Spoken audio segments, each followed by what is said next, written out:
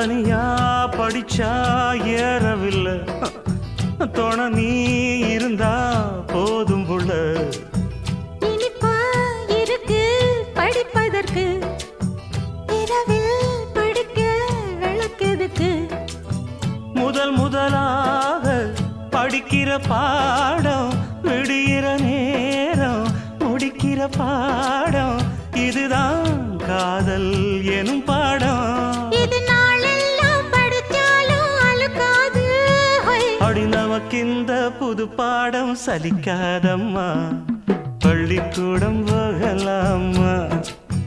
அதுக்கு புத்தகத்தை வாங்கலாமா